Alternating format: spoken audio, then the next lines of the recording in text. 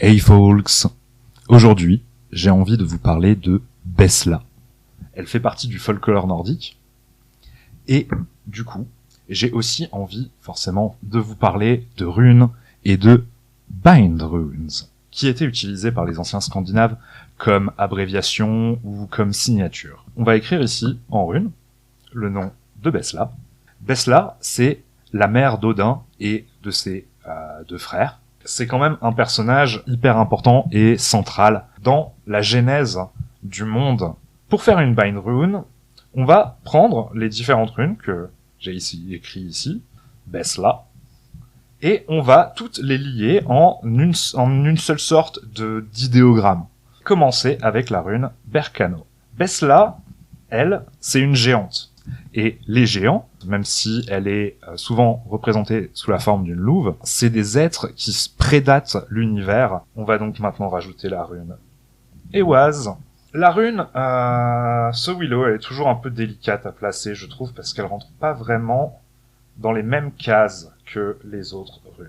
Voilà pour nos 3 premières runes qui ont été incluses dans notre bind rune. Donc je pense que vous commencez à saisir le principe. Notre mère d'Odin, c'est en fait la mère de tous les Aesir, de tous les dieux Az. Besla, elle a cette symbolique un petit peu de nature sauvage qu'on va retrouver chez d'autres divinités, par exemple gréco-romaines, comme par exemple Diane.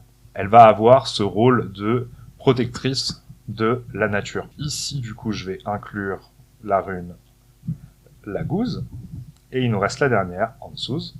Elle va pas vraiment avoir un rôle de déesse mère, en fait, au niveau naturel. C'est réellement une déesse qui a engendré les dieux, qui eux ont structuré le monde. C'est pas une déesse mère comme par exemple va l'être Gaïa. Elle a un côté protectrice, et ce qu'il faut bien comprendre, c'est que les Jotun, dans la mythologie scandinave, ce sont donc les géants. Les Jotun vont vraiment avoir ce rôle de force incarnée de la nature. Dans la Besla en fait clairement partie, et avec un rôle très protecteur. Manévros va mieux. Fallait que je coche la dernière lettre. Dites-moi en commentaire si vous préférez le nouveau Golden Microphone ou alors si j'avais un meilleur son avec le vieux microphone noir. Je vous dis à la prochaine, je vous envoie du love.